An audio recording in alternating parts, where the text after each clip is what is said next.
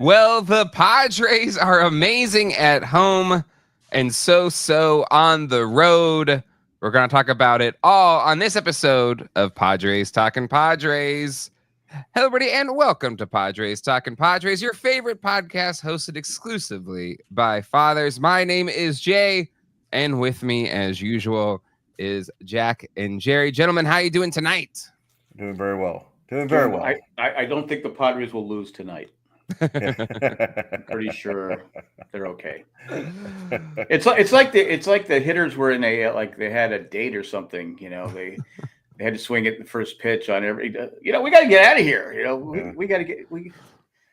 Well, you never know though, Jack, because I heard somebody kind of on the Padres side say that was the game plan. And, it was the game plan, yes. And also heard that Manny Machado, who just like most hitters don't compliment the pitcher very much, said the guy was lights out. The guy, I mean, he was hitting his spots. Everything was below the knees, and you just couldn't get the ball in the air. And so sometimes you got to tip the hat to the pitcher. I mean, but you still once in a while, if it's not working, you got to take some pitches. Make him work a little bit. Yeah. I didn't get to see the game yesterday. Yesterday was one of the first, maybe one of two games or so that I did not get to watch yesterday. So I didn't get to see anything, and I told my partners that I was with, well, I guess I missed a good time. Yeah, exactly. Well, I know there was one inning where I got up for a second, came back, I go, are they changing the pitcher? What's going on here? Yeah. The Padres had already 1, 2, 3. Everything's like six pitches. I went, okay. That's a low pitch count. Yeah. Well, anyway, it's a hurt lineup. I mean, that's the other thing. It's a very hurt lineup. When you're missing 3 pretty big sticks, I mean, that's a big deal to any club. But if the top, like I said in the text yesterday, if the top doesn't hit, they must have quit. Well, we got a few guys that are doing well on the bottom, though. I mean, let's not just throw everybody into the. Iglesias is solid, right? Yeah, Iglesias is very solid. He is our best. Here is our best hitter with men on base right now. I love scoring position. Excuse me, in scoring position. Yeah, we know what you meant. Yeah, I love Iglesias. Yeah, and the defense is great for him. Even like people are dumping on Bogarts too, and I understand, but he's hitting 260 something, maybe less than that since yesterday's game. But he was the problem with Bogart. Since you brought it up. Jay and I talked about it. We actually saw the play where we're on the tarmac. We were being delayed, even though the plane was supposed to leave. For those who know, we went to Japan. That's why we were gone. Yeah. And we just wanted to get. It was on the final leg of the flight, and we just wanted to get home. I mean, everybody was just exhausted. So of course we had a long delay, and we're sitting there, and then Jay had it on the radio, and they were talking about somebody getting hurt, and we didn't know if it was an Astro or a Padre. Of course, it had to be a Padre. And so then we're watching it, and then we started talking about Bogarts. I said, what's going to happen if Bogarts continues not to be productive, and Iglesias is productive, and Cronenworth comes back and is productive? I go, you got to sit Bogarts if he's still not hitting, because Iglesias is a better defender than Bogarts. And Cronenworth's a better defender. Now, the same thing works for Cronenworth. If he comes back and is not effective and Bogarts is hitting, then you got to sit Jake. And if Iglesias is still performing, it just comes down to, I know he's making. You're saying, Jack, ride the hot hand. That's what you're ride the hot hand. Exactly. If they're not, because Jerry, you said in the beginning of the season, the top 3 have to produce. Well, I said that's the onus of this team is that. Obviously, you got health on your side, so yes, they need to produce. But I'm shaking my head. I'm sorry, I don't try to be facial like that. But they are not going to sit Bogarts. They are not going to sit Machado. They're not going to sit Tatis for any length of time at any time in the next 10 years. And like I said, not going to happen. Yeah. Like what I was saying though is the one time we need him to step up. Yeah. Is now. He needs to be, and he's just not doing it. Again, I'm rooting for the guy. He's a Padre. We got him for another 8 years, 7 years, whatever it is. I want him to succeed. I think at any moment he could start hitting. But 5 RBIs batting fourth is not.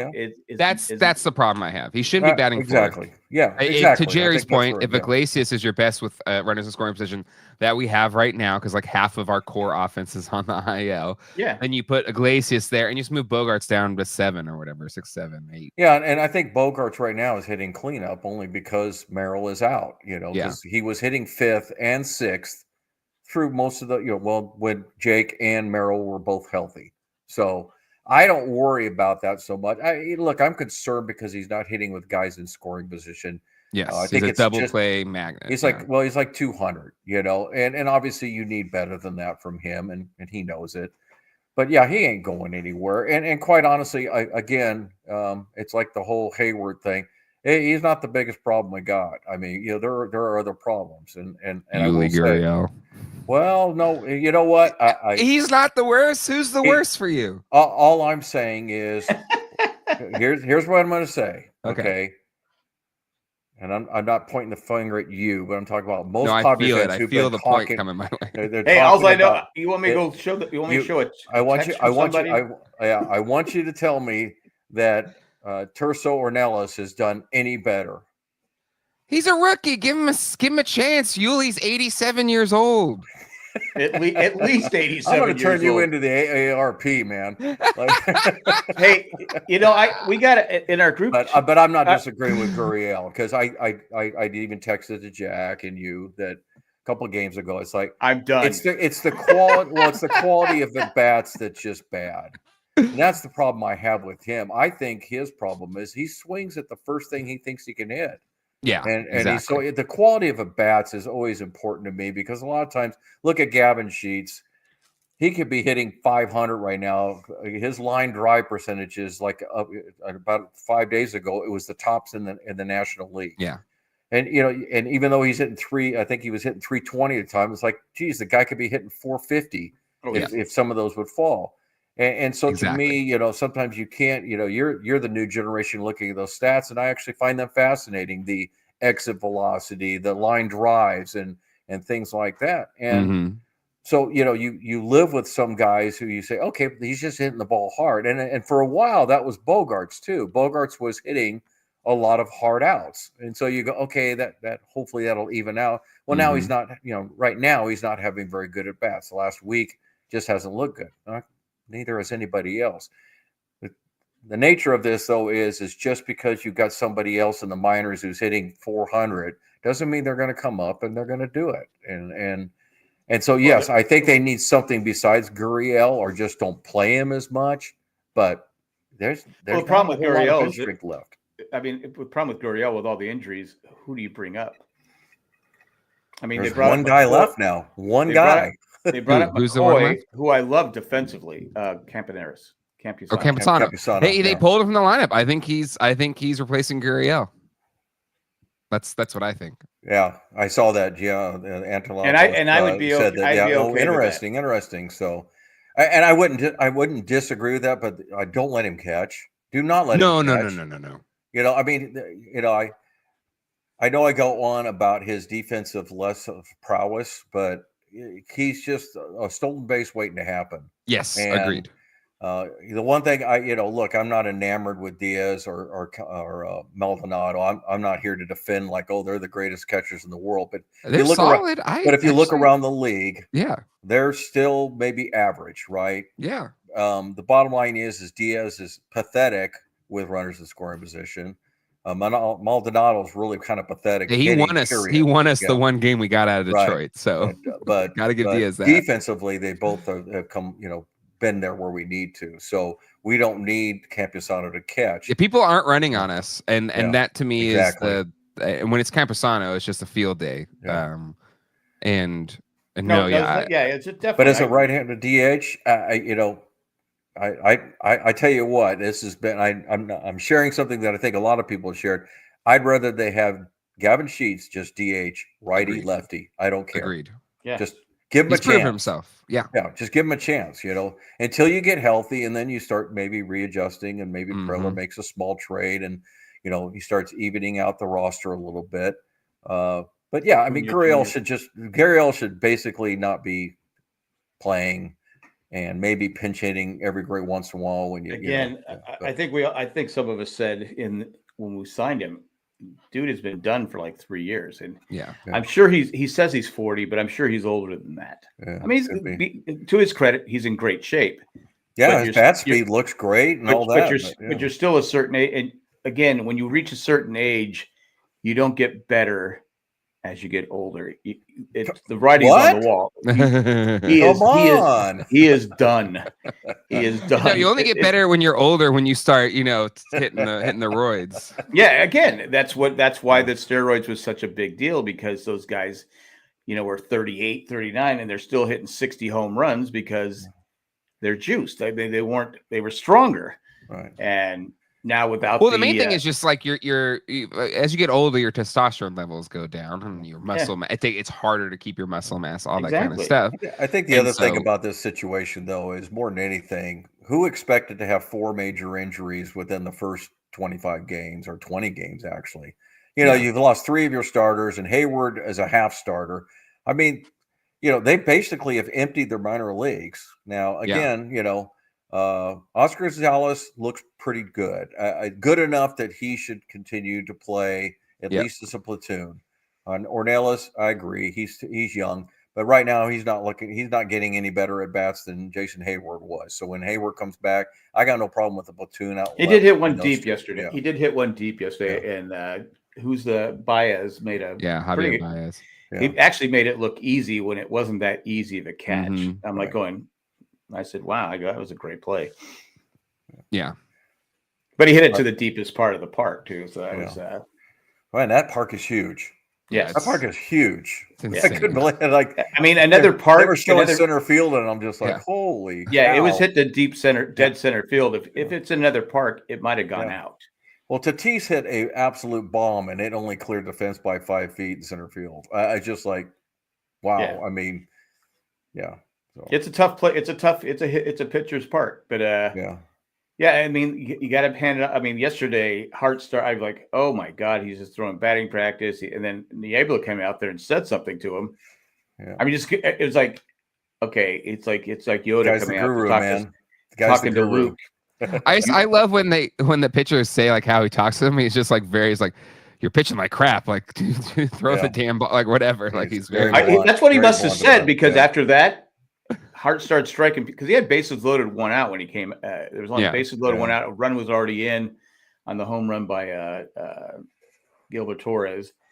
I said, I think this game's going to be over in the first. But I think a lot of it's just the psychology that these guys have, and they notice like, look, you're aiming the ball, or dude, I mean, how many times you see Machado, and I don't pretend to be Rick Sutcliffe like I know exactly what he's saying, used to kill me with Rick Sutcliffe. You know what he's saying to him right now? He's telling him, I'm like, you don't know, Rick. To be fair, Rick was drunk.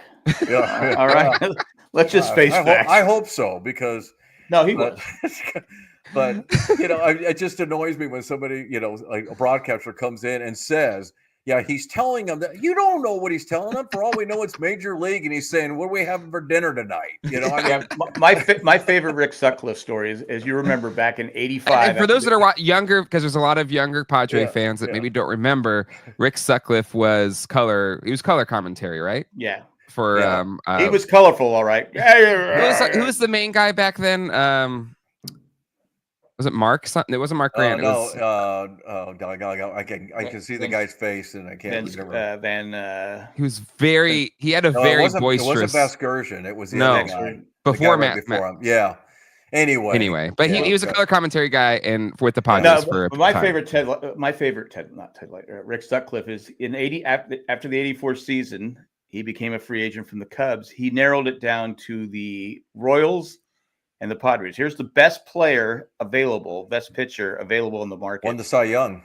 Yeah, and it's the Padres and Royals bidding on him. And he decided to go with the Royals, which is fine. And we traded for Lamar Hoyt. The rest is history. But he's doing a game, and he's talking about how beautiful San Diego is and how done it. He goes, who wouldn't want to come to San Diego? I go, you a-hole. I go, how do you forget that you blew off the Padres to go to Kansas City? Nothing gets our listeners in Kansas City, but come on. Where are you going to go? We had a viewer come in and then leave as you said that, Jack. So that must have been our one viewer from Kansas City. I apologize. Well, it's probably Rick. It was probably Rick Douglas. Well, he's looking for a job. Yeah, I could come on this show. He said he's drunk in the booth. What's going on? All right, back to theme here. Okay, so road trip, so right, slightly under 500. But hey, how about the Dodgers getting swept out of Chicago? Right, Chicago's good. And Chicago's damn good. Chicago's damn good. Yeah. I know what we won that one game, and to me that was a very important game. Yes, just like when we beat Atlanta for the series, we tied with Chicago. That's better than having lost it. Yep. I mean, we found out last year, and just ask the Arizona Diamondbacks how important when you're playing teams that are kind of looking like playoff teams to win series or at least tie them. That was a huge, huge win for them, especially this early in the season. I don't know about you guys. I don't like that they're playing all their games against certain teams right up in the front, and now we're done. We won't see Chicago again until if we meet them in the playoffs. Yeah, we won't. I just don't like that. That might be a good thing. Yeah, honestly, I'm okay. I don't know if they can be. I don't know if they can be playing any better. Is what I'm saying. We caught them when they were on a high. There's no doubt about it. And we didn't have. We split the series with them, which is better than the Dodgers did, right? Yeah. So no, Dodgers lost their series. No, I'm saying we lost the series in Chicago, but then we split the series in San Diego. So we split the series. Or I'm sorry, won the series in San Diego. We won. We split the total series, which is the 6 games. But the Dodgers played them 7 times, and even though they beat them the first 3 times, the Cubs came back and won the next 4. They played them 7 times, so they won the tiebreaker over the Dodgers. Yeah, which would be nice. But talk about injuries. The Dodgers. Blake Snell has been shut down. I mean, it's a shoulder problem, and I don't know because a lot of teams don't let people know what's going on, but that's not a good sign for them. And I said at the time, I like Blake Snell, but they paid him way too much money. Well, what I find interesting is when you get on MLB and you find that last week Padres were number 1 power rank, and again, I don't pay a whole lot of attention except for sometimes you kind of wonder about the reasoning, but to me the reasoning was actually sound, not just because of the Padres, but they're the best record of baseball at the time, right? You fast forward to today, they come out with the power rankings. Who's number 1 now? The Dodgers. The Dodgers. Well, that happened. Not the Mets, who in my opinion should be number 1. Yeah, I think the Cubs could easily be number 2. Yeah, we should be at least 3 or 4. It's not, again, it doesn't mean anything, but you're saying, wait a minute, the Mets, who have won 7 straight, have even better pitching than us, are scoring more runs right now. I mean, if you look at the Padres and the Mets right now, I mean, everything, run differential, offense, defense, it's all almost exactly the same. I mean, it's like within a run or 2 on anything. But yet the Dodgers, who just got swept by the Cubs, and yet they put them up to number 1. Because why? Because that's the narrative. They want a Yankee Dodger rematch so bad. Yeah, Major League Baseball, and that's the problem with baseball. Yeah.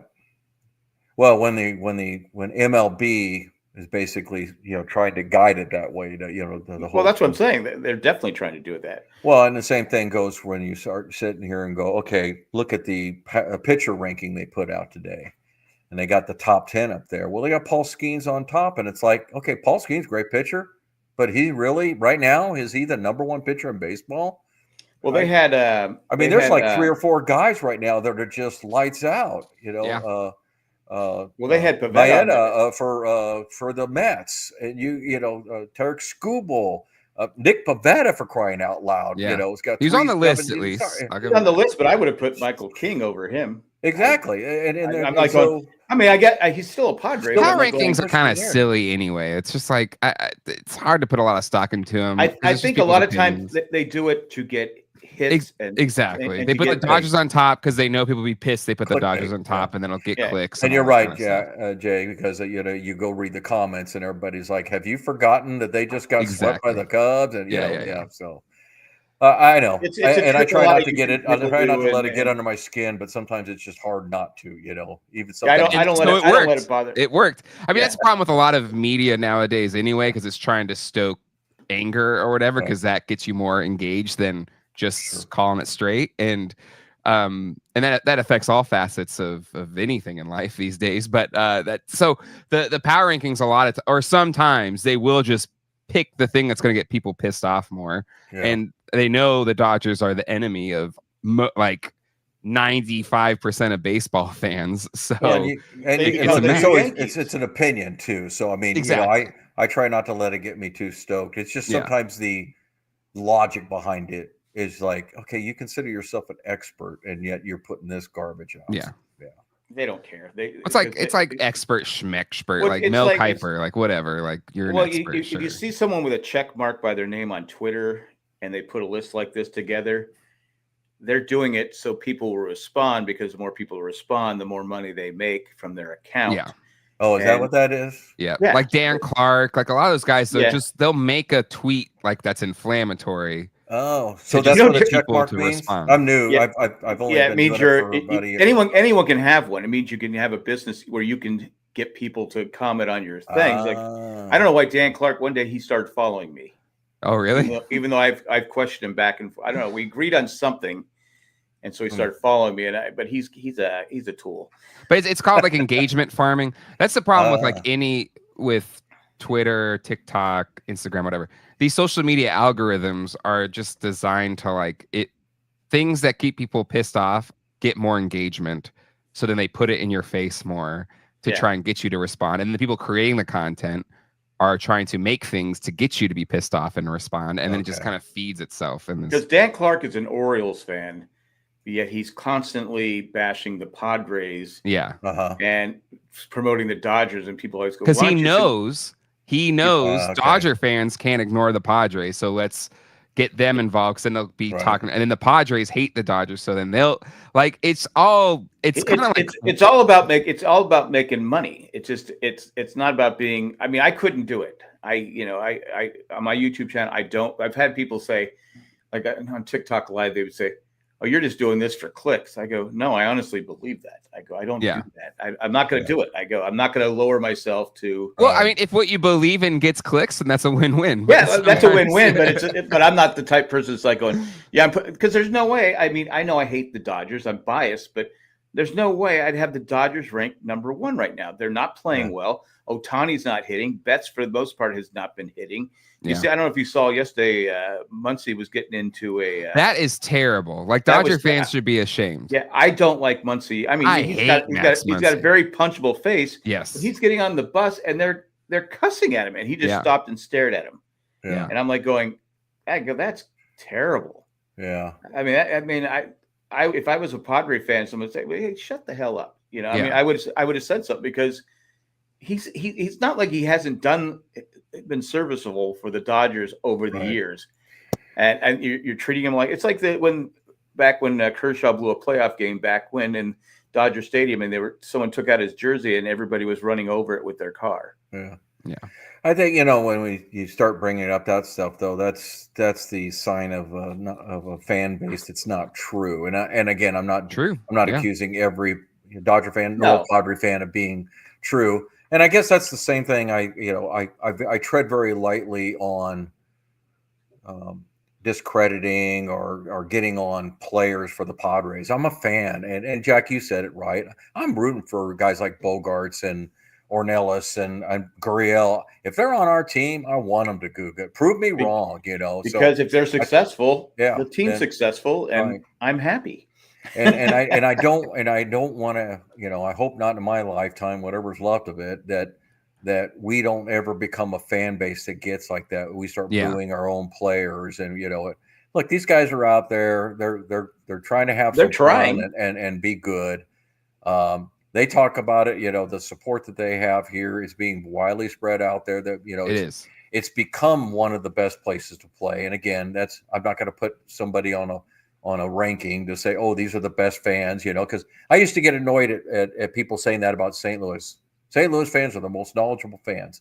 Well, they've had a winner for quite a long time. I'm not sure if that makes them any more knowledgeable. I'm not saying they're not, but how do you rank that? How do you say that you're the most knowledgeable fans right? Yeah. You have 50,000 people, 40 different thousand people every night in the stands, and you're saying, well, because it's St. Louis or because it's San Diego, they're the most knowledgeable. No. Well, I think when people would talk about St. Louis going there, they said, yeah, it was fun to go there. They were, you know, it was just a fun place to go to the games. The fans were great and stuff like that. It's just because I've been to places, you know, different places, like obviously Dodger Stadium, and I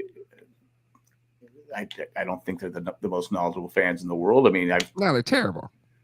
Well, St. Louis fans are the most respectful, or one of the most respectful ones, because they will actually applaud another player on another team. Baltimore was like that. The Baltimore Orioles, for some thing that they've done in their career, or some acknowledgement, or things like that. And you know that's the way you want to be.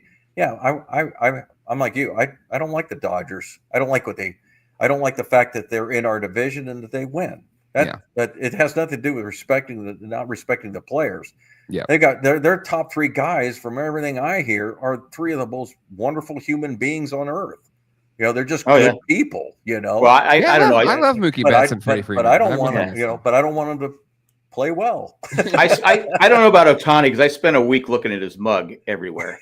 I mean, it was everywhere. Everywhere you turn around and go, hey, there he is again. There was a lot of Ohtani on billboards in Japan, but I did see some Yu Darvish as well. He had some advertisements out there, and there was a lot. Darvish is old school, so there was a lot of Dodgers gear in Japan, Tokyo, but I would say Padres were the second most. Right. Like there was a lot of Padre hats. Yankees probably third, but you know, at our hotel we had a buffet there, and the guy goes, it was kind of a language barrier. He goes, "I like your hat," and I go, "Oh, thanks." And he goes, Darvish is number one. He goes, he was my hero when I was a kid, so I root for the Padres. I go, we love Darvish. I go, we love Darvish. I go, he's so well respected in San Diego. I go, yeah.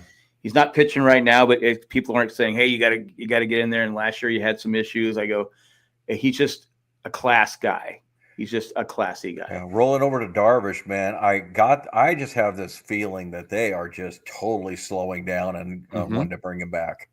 I mean, I think they are just like, you know what? If we even go to the All-Star break without him, let's get him healthy.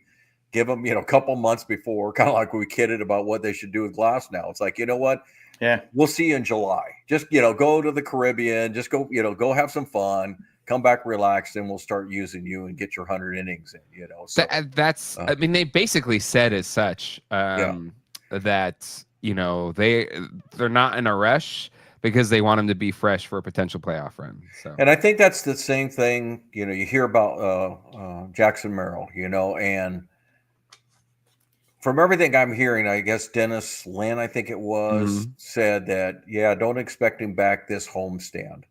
I think May 1st around there is what they're targeting. And you just get the impression that it's like, look, this guy's too valuable of a commodity. We're going to be overly careful to make sure that this doesn't come back. And this is something that's unusual for us, except for maybe the last 4 years.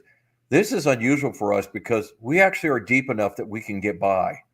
Because in years past, man, as a Padre fan, it's like, man, if you lost your top guy or your third guy, you're like, oh, man, what are we going to do? Season's over. Yeah. Season's over. We can't afford it. Yeah. It's a tricky injury, too. It's one of those things where, I think I'm good. And you go out there and you mess it up. Now you're out for 2 months. Right. Yeah. So, I mean, I'm sure he's like, okay, I'm good. I want to go play. I want to go play because he's young and he loves to play. But I think they're doing the right thing because you got to be able to run full ball. You can't send a guy out there and say, "Hey, don't run." Plus he plays center field. Right, exactly.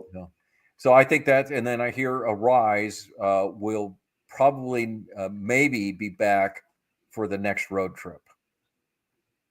That's what they said today. Well, wait, Cronenworth's still probably like middle of May. Yeah, that's what they said. But with Arise, it was scary because we're like going, is he moving? Is he moving his leg? He wasn't moving at all. We couldn't tell. And plus, the guy, Jay had his phone on the back of the seat. They have a little thing there, and the guy kept going, boom, and the phone would flip out. And Jay's like, because I still understand you're on a plane, and he was literally like slamming his head back. Now, to be fair, the guy had the middle seat.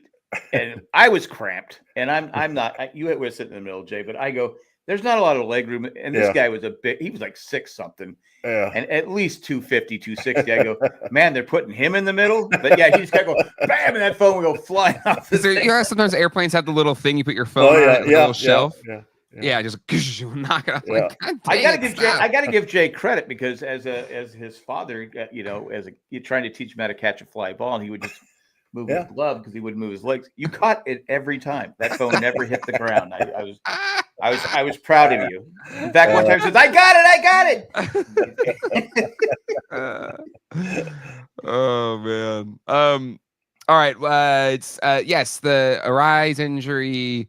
7 days. I'm glad they're taking their time with that one too, because you look at what happened to the Yankees and Cubbies guy, who's originally a Padre, first baseman, left-hander. Oh, Anthony Rizzo. He got that head injury from Tatis, like trying to get back to first base. and Yankee fans thought it was intentional. I'm like, well, yeah. And then they brought him back, not knowing he had a concussion. And honestly, like Rizzo was never the same. Like he was never the same player. No, it's tricky stuff. I mean, the good thing that exists today is they have concussion protocols. And, yes. You got to pass them. So yeah, they took the decision.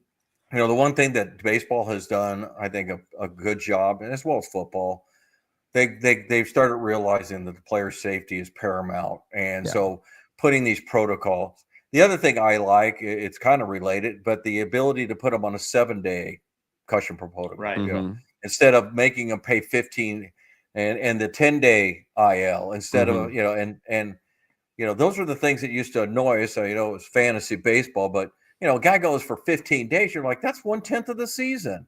Yeah. And, and it was a lot of times it was, I think back in the day, I could be wrong. I wish Michael was on today, but I believe that the day you put them on, it didn't matter if they'd sat for 2 games. It was like, no, when you put them on, that started the 15 days. I believe that's what it was. Now they let them retro it back to the last time that they played. So, if a guy goes out and the next day he takes off like a hamstring. And then, that's what happened with Merrill, wasn't it? He missed 1 game for precaution, and then the next game they said, no, we're going to put him on the IL, and they were able to back it up a day. But same thing with Cronenworth. It's like, they could have played if they wanted to. Right. Well, I guess they couldn't. Yeah. But we'll get through this as Manny says. You just got to keep the boat afloat. So and the good thing is for the Padres, we'd like to have those runs that we were scoring earlier in the season, but the pitching has been pretty good. I mean, it's just and the bullpen's money. And Shane Reynolds is, I think he's rehabbing now. He's gonna. Yeah, he was throwing the other day. The funny thing is we knock on wood, but right now we don't really need him. Exactly. Who are you going to send down? Alex Jacob, who's got a 1.9 ERA. Gillespie, maybe. Gillespie? Probably, yeah. Gillespie, yeah. I don't know why I couldn't figure that out. Gillespie Field. Probably him, but he's been doing he's had a couple of long innings. Yeah, you're probably right. That's probably who you send down. But no, I mean, come on. I mean, Christmas. The team ERA is 2.9. I mean, come on. It's the pitching's just been fantastic, and that even counts. Like the 1 or 2 games where, I think Hart gave up like 5 runs in 2 innings. And Dylan Cease had to wear that one where he gave up like 9 runs in 3 innings or whatever. Yeah, come on. I mean, it's funny, though, how fast the Padre fans turn on Vasquez. He has a great start. Okay, yeah, he's good. And the next start, he's not a strikeout pitcher. That's his problem. He can't strike anybody out. I'm like going, you don't have to be a strike. I mean, it helps. Yeah. But you don't have to. I mean, was Greg Maddux a strikeout pitcher? I mean, he struck people out. Early Maddux, yes. Yeah, but I'm saying late Maddux, no, he was a pitcher. So let's use that comparison. Late Maddux was after about 12 years of being a power pitcher. Roger Clemens actually was the same. Another example of that big power pitcher at the first. He got to about the last 6 years of his career, and he became more of a contact. Still had enough of a fastball to get guys out, but it wasn't just overpower. Well, Trevor Hoffman was never a power pitcher. I mean, he a little early. Real early. Yeah. Back then, 96 was power. Yeah. That's fair. But a guy like Frank Tanana, who was with the Angels, he blew out his arm. Him and Nolan Ryan were both on the same team and power pitchers. Well, then Frank Tanana had a long career as just not a junk ball pitcher, but as a pitcher. I mean, he wasn't a power guy anymore. I always thought it can be done. Not to get too far away from the Padres, but you brought up the name Nolan Ryan, and I remember when he was with Houston, and they had him go out, and he was followed by Joe Niekro, who's a knuckleballer. Oh. They both it was just almost like I felt sorry for any hitter that had to face them both. Like, Joe Niekro, former Padre. Yeah. He was on the Padres? Yeah. 69 very, or 70, very shortly. Yeah. Beginning of the. Yeah. Before the nail file. Yeah. Oh, okay. Before you learn how to cheat. Isn't it funny how like there's certain pitchers like it's what's so kind of silly about the Hall of Fame where at this point Barry Bonds should be in the Hall of Fame. I don't care because it's just like Gaylord Perry's in the Hall of Fame. Like he was a spitball pitcher. He was cheating. Like he wouldn't have his stats if he wasn't cheating. Like so. Like what are we? I mean, he literally went to his hat and belt just to piss people off, and people are going and. He's going. So, it's just like Cy Young with the Padres. Yes, he did. Exactly. Yeah. And so it's just like with Cleveland, I think. Where's the whole morality clause has gotten in the way. Yes. Again, Bud Selig is in the Hall of Fame. Yeah. He was the commissioner that oversaw the steroid era and looked the other way. He's in the Hall of Fame. Didn't really do crap for baseball other than look the other way. Not to mention steroids weren't banned at that time, so they technically weren't breaking the rules. They weren't banned. It was the afterwards. Yeah, Mark McGwire had a jug of something. It was like HGH or whatever. It was something that was later on banned.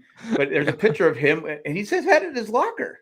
Yeah, I gotta say though, man, if you ever see film, there's I've seen it. I don't know where it was referenced from, but doing an interview with his shirt off in St. Louis, and it's like, oh my gosh, what a massive chest and human being, like overly so. I mean, like, okay, this is bodybuilder, Well, I remember when Brett Boone played for the Padres, then he went to the Mariners. In the offseason, I went, and they were interviewing. I go, well, who the hell is that? And they go, Brett Boone. I go, my God, it looks like he put on 30, 40 pounds because he was like, just inflated. And it didn't help him because, it helped some players. But I agree with Jay. These Barry Bonds, still had to hit Clemens. Tony Gwynn even said that when he was alive. He said, he still had to hit the ball. Yeah. He still had to hit it. Well, not only that, but the pitchers were on. It was everybody. Fair game. Yeah, pitchers were juiced too. Yeah, exactly. On both sides of it. Again, if it's a moral issue, then you can't have what's his name, Selig in there. Yeah. If you don't have the players, I mean, I'm sorry. Or you don't have Ty Cobb in there. Ty Cobb was a mean, like just nasty. Yeah. That would spike players. Like, I mean, obviously back in the early days of baseball, Jay just I guess got Jay got canceled.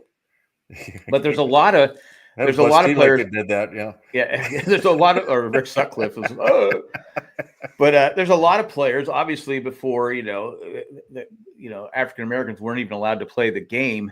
Yeah, those guys were racist. I mean, they're just flat out racist. I mean, they didn't even hide it. Therein lies the argument too. It's like you look at different ages, and what was the competition like with Babe Ruth, or what was the competition like with any, before integration, and look, we all, I think everybody that you would ask with any baseball intelligence to say Babe Ruth would not be Babe Ruth today. No, he wouldn't. No, and he would. I think he would still be though. But remember too, if Babe Ruth was playing today, he'd have the technology. He'd have the getting him how to get. Well, he wouldn't be able to eat hot dogs and beer in the middle of the games. So. He would still be. I still think a lot of those players would still be great players in this era because of because they would have the ability of the technology and everything else. It's one of those unanswerable questions, right? I mean, but really, people,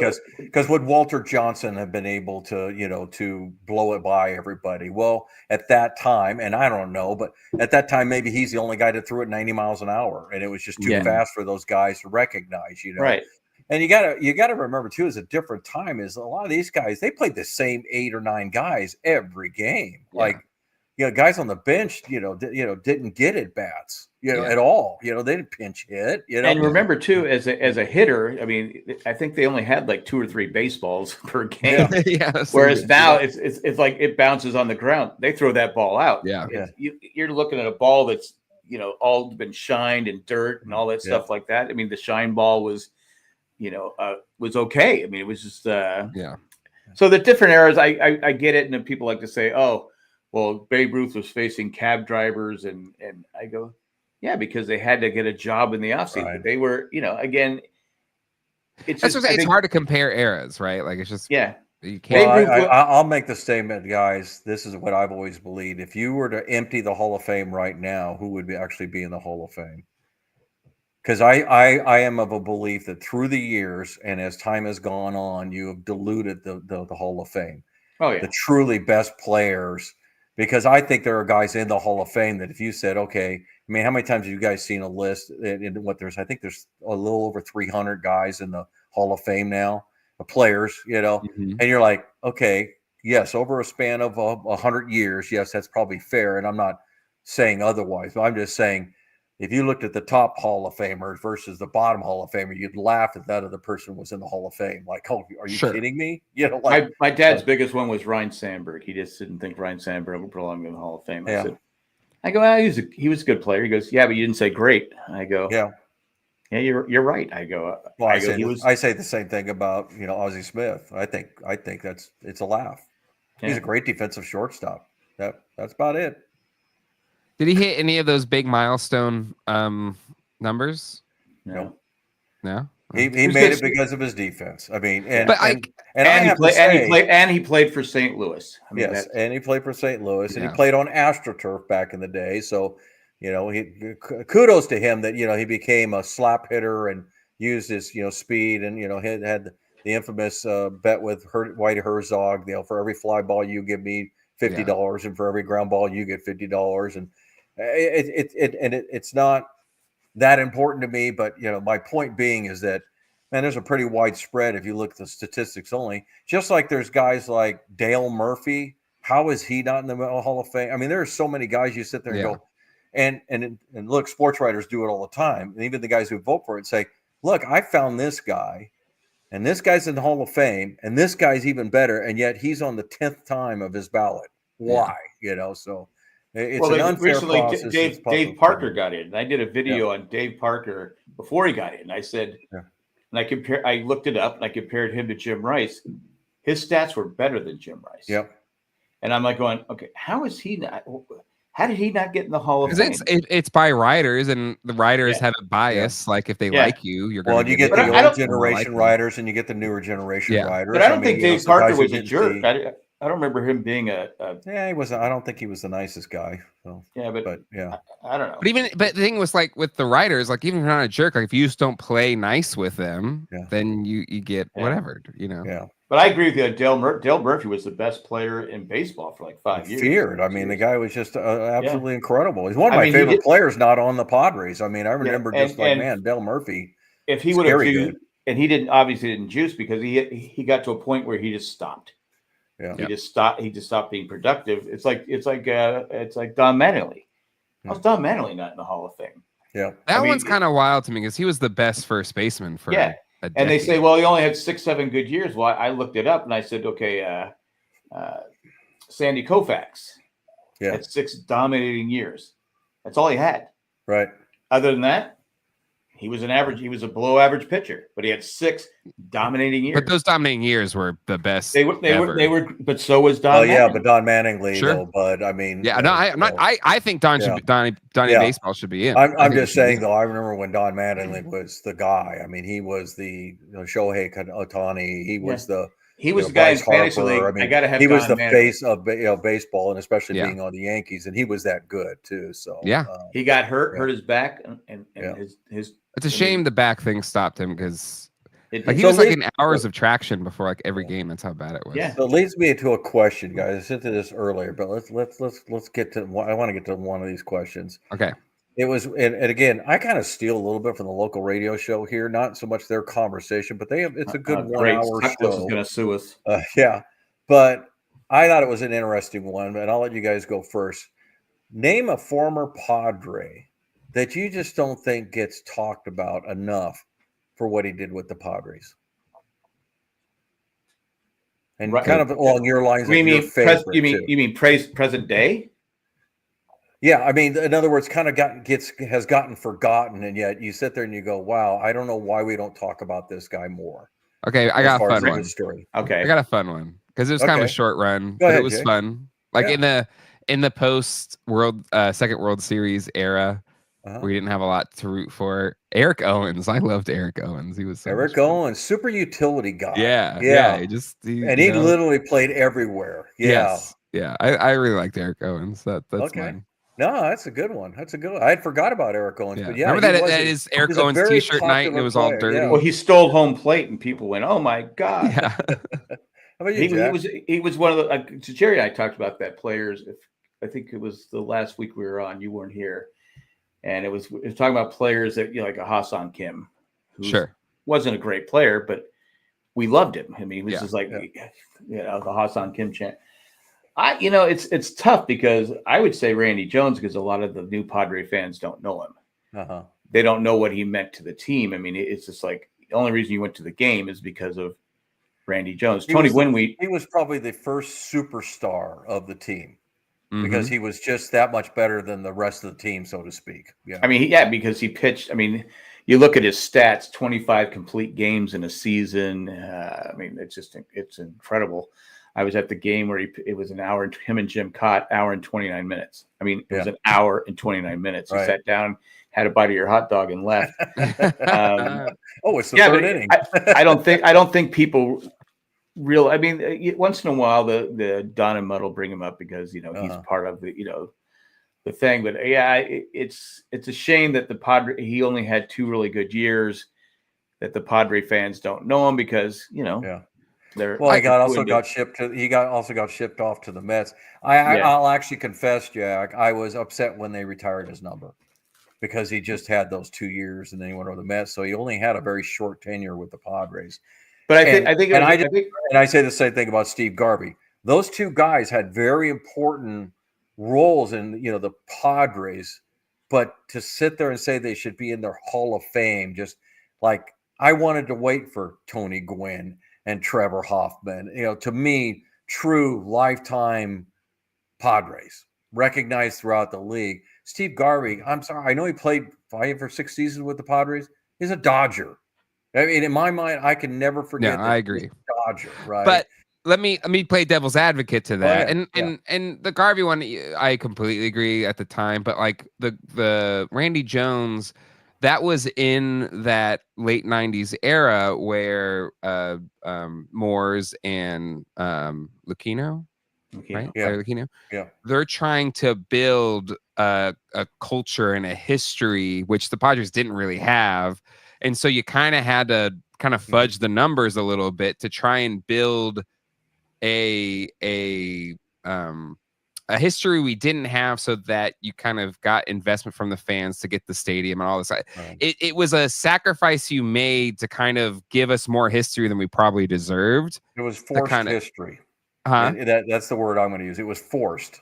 It was, but that's a marketing ploy. Instead of being patient and actually putting the people in there that. But truly a lifetime. To Jay's point, they're trying to get a stadium. Exactly. Yeah. And so I think it is a forced history, but it worked. It worked. Yeah. Because it had to be voted on, and you have people like me, who was a huge Randy Jones fan, and I'm like going, yeah, I'm going to vote for that. I'm going to vote for that because, well, I mean, the World Series is how we got it. All I said, we're not the only ones that have done it. Only thing I'll say, Yankees.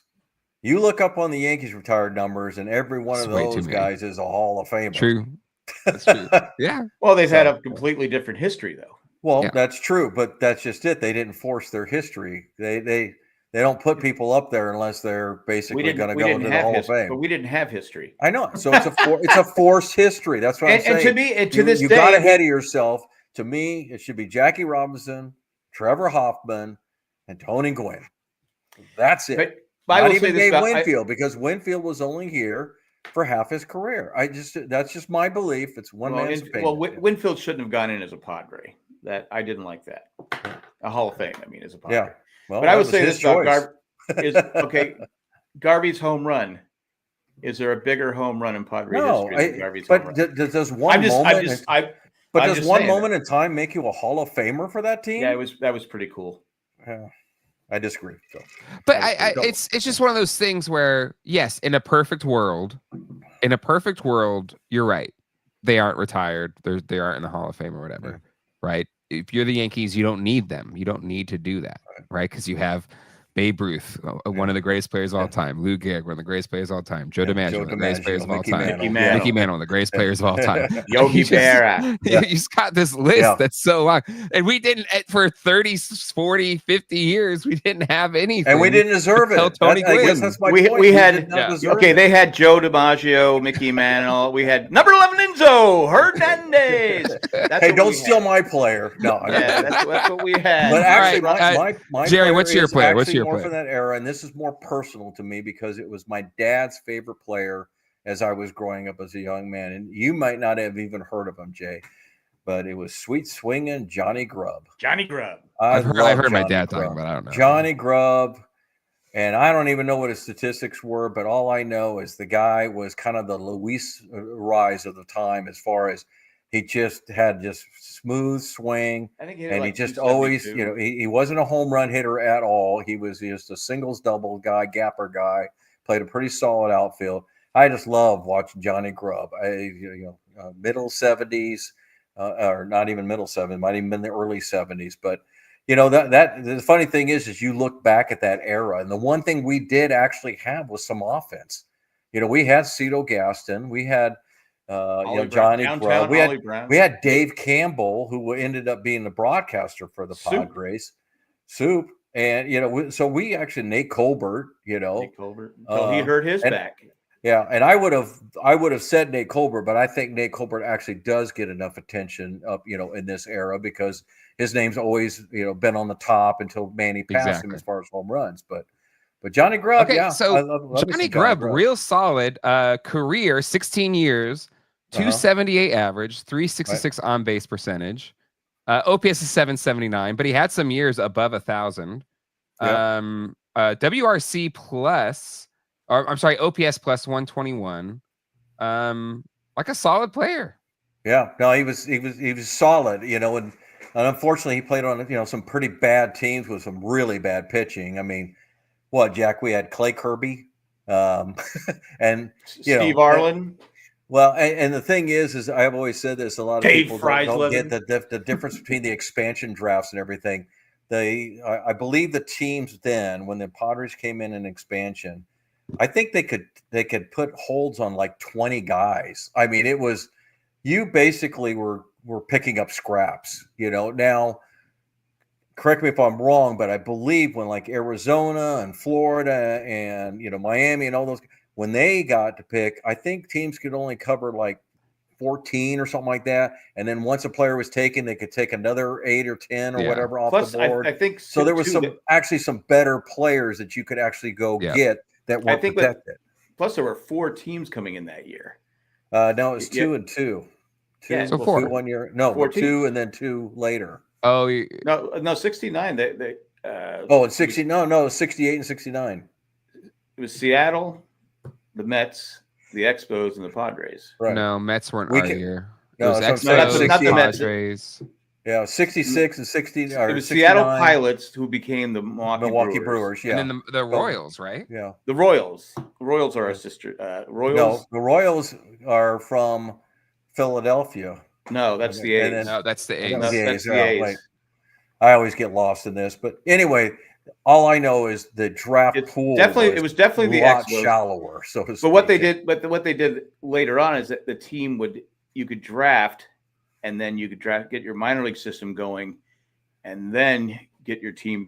You had like a year or two to develop, where instead of just going boom, you're a major league team. Yeah. So it was the Royals. It was. I got it right here. Hold on. Yeah. Expos, Padres, and Seattle Pilots. That became Seattle Pilots. Yeah, Brewers. They've only played 1 year because that's Ball 4. Yeah, 1969. So you had more teams. Ball 4 is Jim Bouton he was the first one to do he was on the Seattle Pilots. He was a really good pitcher for the Yankees and blew out his arm, but came back as a knuckleball pitcher. So you're saying these all came in the same year? These all came in 69. I was always the memory had it as it was very close to each other, but had been separated. But okay. Nope, 69. Yeah. But Jim Bouton's book, if you have never read it, Ball 4 is an outstanding. He took a lot of heat for it because he some guys have not forgiven him to this day. Well, he died, so it's okay. They can forgive him now. But he talked when about they talked to him when he was alive. He said, "Yeah, I got guys who won't talk to me." Yeah, because he was told about how they're kind of cheating on their wives and how they're taking blue speed and taking amphetamines. Just a little bit of cheating, not a real lot of cheating. It was a day-by-day book because it's almost like the Bronx Zoo where Sparky Lyle did behind the scenes with the Yankees. Yeah. He was pissed because he won the Cy Young Award as a reliever in the offseason. Steinbrenner went out and signed Goose Gossage. Yeah. He's like, what the hell? So, anyway. All right, gentlemen, we're coming at the hour. Let's pick where we think. Only 5 games, 3 with Tampa Bay. So the good thing about this injuries and when it is, as you pull it up, Jay, had a day off today. Yep. 3-game series with Tampa Bay. Yep. A day off on Monday. A 2-game series with San Francisco, and then another day off. But that's a big series. It's only 2 games. Pittsburgh. Yeah. So as a reminder to all of our viewers, we will not be on the air next week. 80% chance of rain next Friday. Yeah, because in Pittsburgh, me and Jack and our lovely wives will actually be in Pittsburgh. Maybe I'll do one by myself. Go for it, man. Hey guys, it's just me this week. Go for it. Yeah. You remember Eric Owens? He was good. Eric Owens, good player. I think he was number 8. Was he number 8? Number 8. He was number 8. Number 8. Eric Owens. Yeah. I think Johnny Grubb was number 2, but number 1. I'm not 100% sure. All right. Okay. We've got 3 against Tampa Bay, like Jerry said, then a day off, and then 2 against our division rival San Francisco Giants. How do we think this set of 5 games plays out? Jerry, you get first pick. I'm going to go 4-1. I think the Rays are that bad this year. I know they've been playing a little bit better lately, but I think the magic finally wore off. Last year was not a good year for them. They don't have the guys. I'll be honest with you. I tend to follow a lot of baseball. I don't know if I can name one hitter on the Rays. I really don't. Ha-Seong Kim, he's not playing. But yeah, you know what I'm saying? Yeah, that's fair. But a lot of their guys. And the Giants, 2-game series is kind of hard not to split, The other thing is that we have King, Cease, and Vasquez going against the Rays. Unfortunately, Pivetta, I think, is good, but then unfortunately, Hart. I know we didn't have a whole lot of time to talk about him, but if I have 2 concerns, it's Hart followed by just a little bit of Cease. Yeah, not that I don't think he's going to figure it out, but how long is it going to take? Yeah, hopefully it's not a full Blake Snell All-Star break twist. Exactly. Yeah. All right, so 4-1. Jack, what do you think? I'm gonna go 4-1 because I think Tampa Bay has problems playing in a major league stadium. Yeah.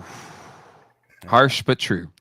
Watching those A's games and the Rays games, it's an embarrassment that they're playing. Very much so. Yeah. There's no way Major League Baseball. I obviously Tampa Bay had an issue with the stadium. Yeah, it got destroyed. There is no way they should have allowed the A's to, and they can't even fill it up sometimes. Yeah, and think about it, Jack. All they had to do is just basically go against the Marlins schedule and just say you get the off days there. Yeah. Just we're going to put you in a major league stadium. Yeah. And they probably could have done the same thing with Oakland. They could, or whatever they're called. But that was an owner issue. But they could have played. They could have played in San Francisco. Exactly. Yeah. You should alternate with San Francisco, and you're just going to play in the same field. But, yeah. Insane. It Insane. is. All right. You said 4-1 as well. I'm gonna go 3-2. How surprising! I think you take. I think you take 2 out of 3. You couldn't go 2.5, 2.5. We have no offense right now, so I think if we come out of this a little bit ahead, I'll be happy. That's what I'll say. I think if King and Cease pitch their capabilities, we easily win those first 2 games. But then it's what Vasquez shows up. But you never know. But we're at home. He pitches better in warm weather. It was cold in Detroit. Yeah. Let's just do that. And then you got Pivetta, who's been pitching lights out. He's at home. But the Giants, you look at their roster, and I mean, what's his name's Adames isn't even hitting yet. I mean, I have him on my fantasy team. He's sitting on my bench. But the problem is Wilmer Flores, who's probably tops out at 20 home runs, already has 8. Yeah. So and Yastrzemski is playing like his grandpa. Exactly. Yeah, talk about a guy who's gone back and forth. Yeah, he's had some terrible seasons, some great seasons. And before we leave, speaking Flores and what he's done, I'm going to be in Jack's corner on this one. You need to get Tommy Edman to pee in a cup. Yeah. Unbelievable what he's doing. He's so small too. That's the crazy part. He's not a big guy. He's been in the league like 10 years, right? 9 years. He's a He's never been a power hitter. Yeah. Come on. The Dodgers cheat. Yes, they do. Yes, they do. All right. Well, that is going to do it for this episode of Padres Talkin Padres. Next Thursday we'll be off since you both will be at the Pittsburgh game. But the week after that, we will be back in action. So make sure you hit subscribe and the bell so you don't miss any of it. Thanks, Oz, for not joining tonight. We'll see you all next time. Hasta luego and goodbye. Thanks, people. Bye. Ending the stream.